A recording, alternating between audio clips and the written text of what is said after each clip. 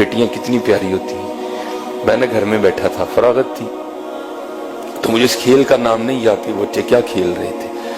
وہ کو پرچیاں ڈالی تھیں, ایک پرچی پہ لکھا تھا بادشاہ, ایک پہ لکھا تھا وزیر, ایک پہ لکھا تھا قاضی, اور ایک پہ لکھا تھا چور.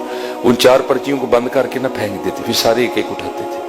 اب جس کے حصے میں بادشاہ کی پرچی آئی وہ بادشاہ بن گیا, جس کے حصے میں قاضی کی آئی وہ قاضی بن گیا, جس کے حصے میں وزیر کی آئی وہ وزیر, اور ایک حصے میں آنی ہے چور کی. تو پھر جس کے حصے میں چور کی پرچی آنی ہے اس کے لیے پھر بڑے سخت معاملات ہیں. بادشاہ سلامت اس کو جو چاہے حکم دیں. اب جو میرا بڑا بیٹا ہے اس نے کیا کیا ہوا ہے, اس نے پرچی کو نا تھوڑا سا پھاڑ دیا ہے بادشاہ والی کو.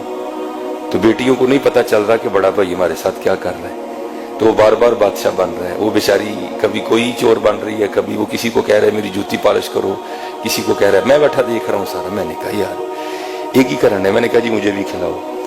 ایک کو ڈراپ کر دیا, تو پھر وہی والا کام میں نے کیا. میں نے پرچی تو نہیں پھاڑی, لیکن میں نے بادشاہ والی پرچی پہ نا پین سے نشان لگا دیا.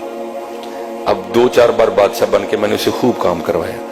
تو میں نے کہا چل یار ہوں بچیاں بھی بادشاہ بنائیے. تو میں نے اپنی بڑی بیٹی کو کہا کہ یہ جس پہ نشان لگا نا تو نے یہ پرچی اٹھانی ہے.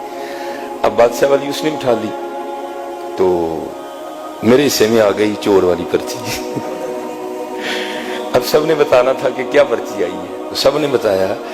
تو اینڈ پہ نا مجھے سارے کہتے ہیں یہ بابا آپ کیا بنے ہیں. تو میں نے کہا جی میں چور بنا. میں حضور کے ممبر پہ بیٹھا ہوں, میں جھوٹ نہیں بولوں گا. میری چھوٹی بیٹی رو پڑی اور میرے گلے لگ کے کہتی میرے بابا چور نہیں ہے.